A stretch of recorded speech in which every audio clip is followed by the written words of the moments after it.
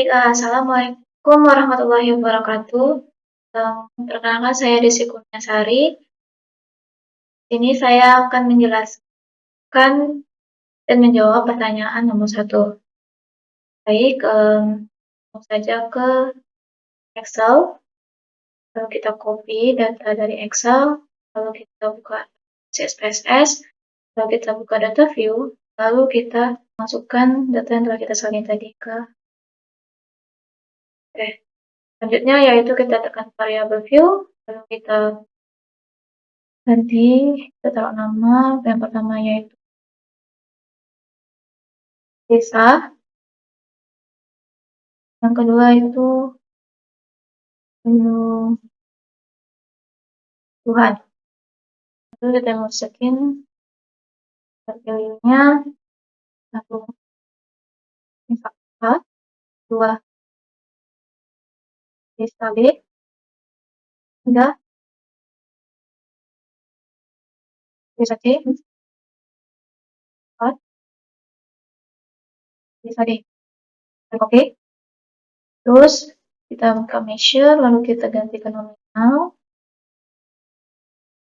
Nah, lalu kita akan menguji normalitas, ketik analyze, lalu descriptive statistik, explore, masukkan data desa ke faktor, terus penyuluhan ke dependent. Lalu kita klik plot, lalu kita klik normalitas, lalu continue. Lalu kita klik OK. Lalu kita lihat data. Nah, dari uji normalitas sendiri kita tahu kriterianya ketika data yang dihasilkan yaitu kurang dari 0,05, maka data tersebut tidak terdistribusi secara normal. Sedangkan jika data itu lebih dari 0,05, maka data itu terdistribusi secara normal. Nah, dari data yang dihasilkan, yaitu desa A itu sebesar 0,280, desa B sebesar 0,156, desa C sebesar 0,618, dan desa D sebesar 0,91, yang mana dari hasil signifikan pengujian penyuluhan di desa A, B, C, dan D ini yaitu lebih dari 0,05, yang mana berarti data ini terdistribusi secara normal. Lalu kita akan menguji analisis ANOVA, yaitu klik analyze, lalu compare means, lalu one way ANOVA. Data desa kita masukkan ke faktor, terus penyuluhan kita masukkan ke dependent. Lalu kita klik option, lalu kita klik descriptive dan homogenitas. Lalu kita klik continue. Nah, lalu klik OK. Nah, di sini sudah muncul jawaban, yaitu uji homogenitas sendiri yang kita tahu kriterianya itu jika data lebih dari 0,05, kurang dari 0,05, maka data tersebut tidak terpenuhi atau tidak homogenitas. Sedangkan jika data itu lebih dari 0,05, maka data itu terpenuhi atau homogenitas. Nah, dari signifikan yang dihasilkan dari hasil uji ini yaitu 0,531, yang mana dapat disimpulkan bahwa data yang diuji ini terpenuhi atau homogenitas. Lalu selanjutnya itu uji ANOVA.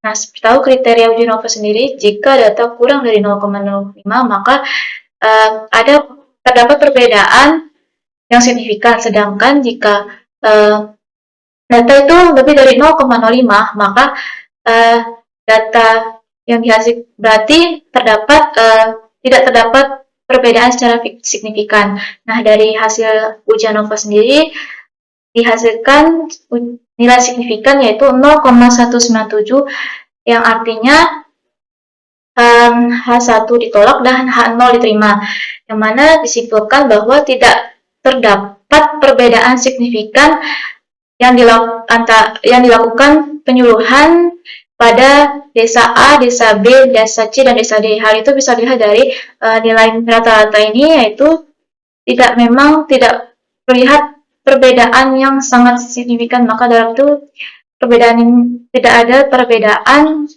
yang terjadi pada penyuluhan desa A, B, C.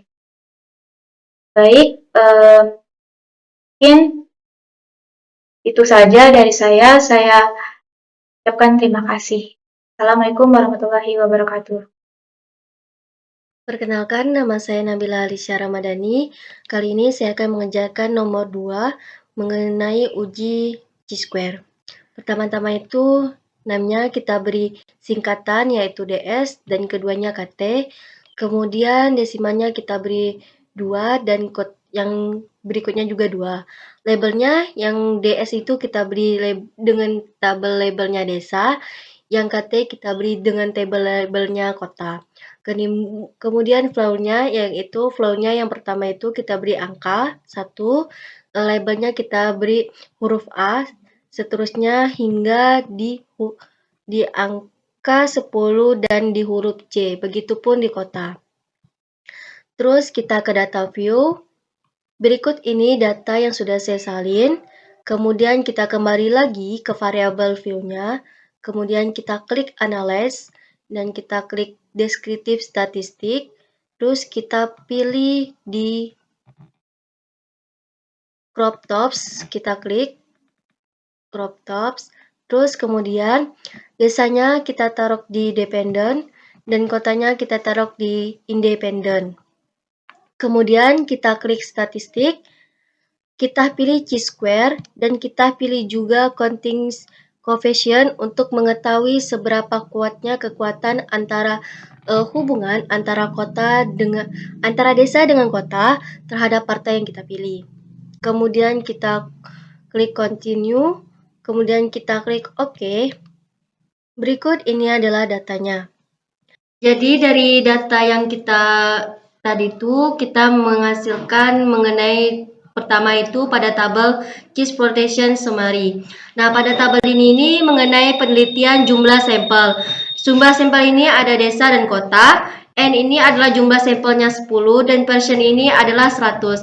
100 ini, persen ini, 100 ini berarti semua data itu sudah dipasukkan. Sedangkan mission N pada mission ini N itu kan 0 dan persen ini kan 0 juga. Berarti tidak ada data yang kita masukkan. Semua data sudah kita masukkan dan menghasilkan jumlah sampel 10. Berikutnya yaitu pada tabel Chi-square test. Pada tabel Chi-square test ini kita melihat nilai persen Chi-square. Persen Chi-square kita melihat paling ujung nilainya yaitu pada asymptotic signifikan. Asymptotic signifikan ini menghasilkan nilai 0,383. Berarti dari nilai 0,383 ini lebih besar dari nilai signifikan 0,05%, yang berarti tidak terdapatnya hubungan antara desa, kota terhadap partai yang dipilih. Berikutnya itu symmetric measure. Nah, pada tabel yang tadi itu, pada tabel Chi-square itu, Chi-square test ini melihat seberapa hubungan atau tidak adanya hubungan antara desa dan kota terhadap partai yang dipilih. Dari hasil ini telah kita dapatkan bahwa tidak adanya hubungan antara desa dan kota terhadap partai yang dipilih. Kemudian menjawab pertanyaan mengenai seberapa kekuatannya terhadap hubungan X dan Y.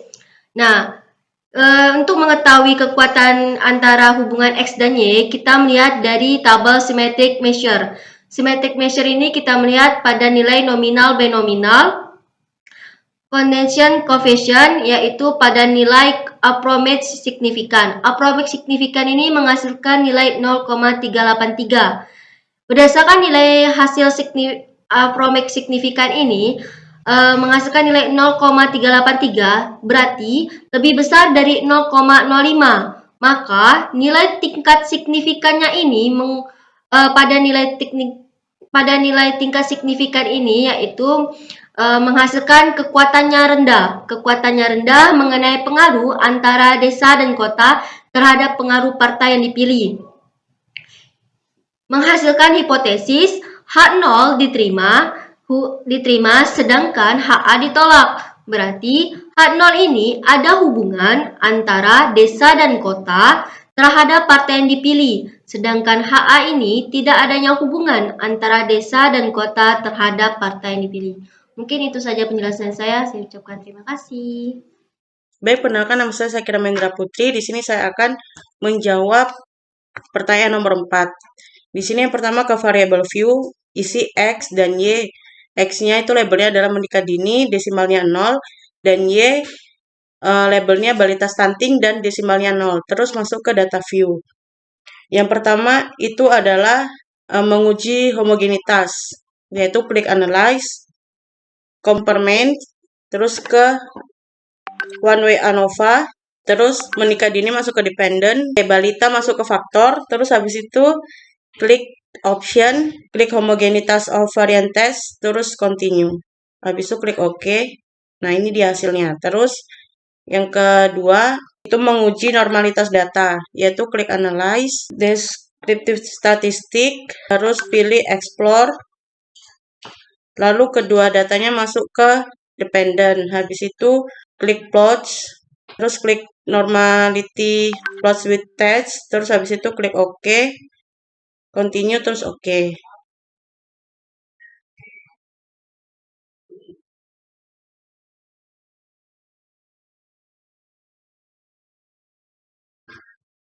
Nah, ini datanya. Nah, habis itu yang langkah ketiga itu adalah uji linearitas data, yaitu klik analyze, compare mean, terus mean, habis itu menikah masuk ke dependent, balita stunting masuk ke independent, terus klik option, klik test linearity, habis itu continue, dan OK. Lalu, habis itu kita uji korelasi personnya, yaitu klik analyze. Habis itu correlate, habis itu ke behaviorat. Terus habis itu dua-duanya masuk ke variabel, habis itu ini diklik person, habis itu OK. Kesimpulannya ialah signifikannya terlihat 0,774 yang ini.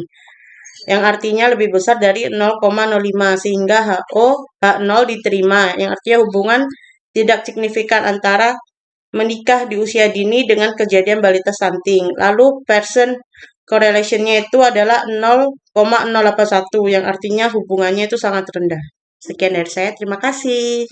Baik, saya Branfitri Ewaldi. Di sini saya akan praktek SPSS pada soal nomor 3, yaitu tentukan uji statistik yang tepat untuk menguji apakah terdapat hubungan antara frekuensi anak menonton YouTube X dengan anak berperilaku tantrum Y, serta tentukan kekuatan hubungan antara X dan Y dengan nilai signifikansi 5%. Pertama, tentu kita buka aplikasi SPSS, langsung variable view, dan untuk di name yaitu X dan Y, langsung saja ke labelnya. X adalah anak menonton YouTube dan Y anak berperilaku tantrum. Langsung ke data view, masukkan data X dan Y. Ini dari soalnya itu adalah 12 responden.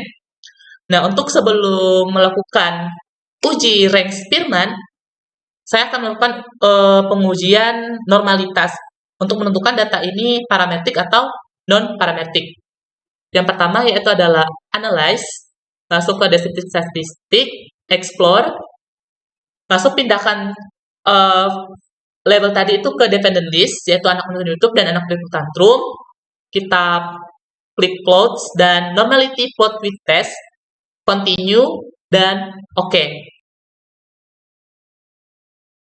Nah, terdapatlah hasilnya yaitu anak menonton YouTube dengan signifikansi 0,041 yang berarti lebih besar dari 0,05. Sedangkan anak berperilaku tantrum yaitu signifikansinya 0,09 berarti lebih kecil dari 0,05. Nah, ini dapat disimpulkan bahwa datanya berdistribusi tidak normal dan bisa melakukan pengujian dengan uji non-parametrik. Ini sudah untuk uji normalitasnya. Kita lanjut yang seperti saya bilang tadi yaitu rank Spearman. Sama datanya yaitu klik analyze, correlate, bivariate. Nah, seperti tadi pindahkan ke variable yaitu anak menonton YouTube dan anak berperilaku tantrum. Yaitu option tadi exclude chases pairwise, continue. Untuk correlation coefficient-nya tentu Spearman dengan test of signifikansi to Taylor, lalu klik OK. Dan hasilnya ini adalah koefisien korelasinya sebesar minus 0,47, yang artinya tingkat kekuatan hubungan antara variabel anak nonton YouTube dengan anak berikutan room adalah sebesar minus 0,470 atau kekuatannya lemah. Jadi pada intinya diperoleh hipotesis yaitu HO ditolak berarti tidak ada hubungan antara anak nonton YouTube dengan anak berikutan room, dan HA diterima berarti ada hubungan antara anak nonton YouTube. Baik, perkenalkan nama saya Amira Saniansa. Di sini saya akan menjawab soal nomor 5 mengenai regresi linear berganda. Nah, mungkin langsung saja masuk ke SPSS-nya. Di sini pada tabel name-nya saya taruh X1, X2, dan Y-nya. Kemudian pada tabel desimalnya kita ubah ke 0 semua, dan untuk tabel labelnya itu pada variabel X1-nya kita tulis penerapan disiplin, pada variabel X2-nya kita tulis metode penugasan, dan Y-nya itu prestasi belajar. Mungkin untuk ke data view-nya seperti ini sudah saya salin. Nah, ini ada variabel X1, X2, dan Y-nya. Kembali lagi ke variabel view. Langsung saja kita pencet analyze. Kemudian buka regresi linear. Nah, untuk variabel dependennya itu kita taruh prestasi belajar tadi. Kemudian tabel independennya kita taruh penerapan disiplin dan juga metode penugasannya. Kemudian kita langsung saja pencet OK. Ini untuk hasil outputnya seperti ini. Mungkin langsung saja ke pembacaan hasil outputnya. Koefisien determinasinya pada tabel model summary-nya.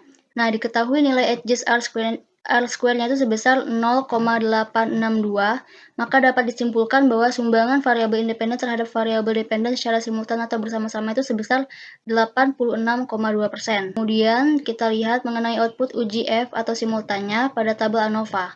Nah, diketahui nilai signifikannya itu sebesar 0,000, maka itu lebih kecil dari 0,05, maka dapat disimpulkan bahwa variabel independen berpengaruh signifikan secara simultan atau bersama-sama terhadap variabel dependen. Untuk uji T atau uji hipotesisnya pada tabel koefisien.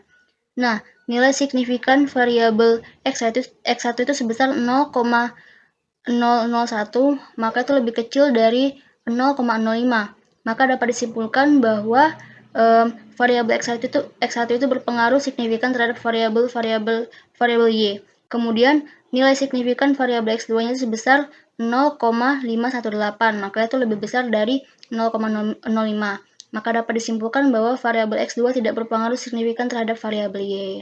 Selanjutnya kita lihat mengenai analisis persamaan regresi linear bergandanya pada tabel koefisien. Nah, nilai konstanta yang diperoleh sebesar 27,512, maka bisa diartikan jika variabel independen bernilai 0 atau konstan, maka variabel dependen itu bernilai 27,512. Nilai koefisien regresi variabel X1 itu bernilai positif atau sebesar 1,000, maka bisa diartikan jika variabel X1 meningkat, maka variabel Y juga akan meningkat, begitu juga sebaliknya. Nilai koefisien regresi variabel X2-nya bernilai negatif sebesar minus 0,196, maka bisa diartikan bahwa jika variabel X2 meningkat, maka variabel Y akan menurun, maka begitu juga sebaliknya. Mungkin itu saja yang dapat saya sampaikan. Terima kasih. Perkenalkan, nama saya Pusatun Hasana. Di sini saya akan menjawab soal nomor 6 dan juga akan mempraktekkan SPSS. Soalnya yaitu, tentukan uji statistik yang tepat untuk menguji hipotesis yang terdapat perbedaan yang signifikan antara metode ceramah, debat, dan game dalam meningkatkan hasil belajar mahasiswa sosiologi pada mata kuliah bahasa Inggris menggunakan signifikansi 5%. Nah, di sini saya sudah membuka aplikasi SPSS-nya. Di kolom pertama di name ini saya isi simbol X, lalu desimalnya kita isi 0, label metode pengajaran, di value-nya kita masukkan yang pertama ada ceramah, kedua debat, lalu ketiga game, lalu kita klik OK. Kolom kedua saya pakai simbol Y, terus desimalnya juga 0, labelnya hasil belajar. Selanjutnya kita ke data view. Nah, di sini saya sudah memasukkan data dari soal yang ada. Saya menggunakan uji statistik one way ANOVA. Sebelumnya di sini saya ingin menguji normalitas. Baik, kita klik Analyze, lalu kita klik Descriptive Statistic, lalu kita klik Explore. Nah, metode pengajaran atau X kita masukkan ke faktor less, hasil belajar simbol Y kita masukkan ke independent less. Nah, lalu kita klik Load, centang normalitas plot twist test, lalu continue dan kita klik OK. Nah, jadi maka akan keluar hasilnya seperti di video. Kita bisa lihat di layar. Nah, ini hasilnya ya kan. Nah, jadi dasar pengambilan keputusan uji normalitas itu, yang pertama, jika nilai signifikan lebih besar dari 0,05, maka data berdistribusi normal. Lalu jika nilai signifikan lebih kecil dari 0,05, maka data berdistribusi tidak normal.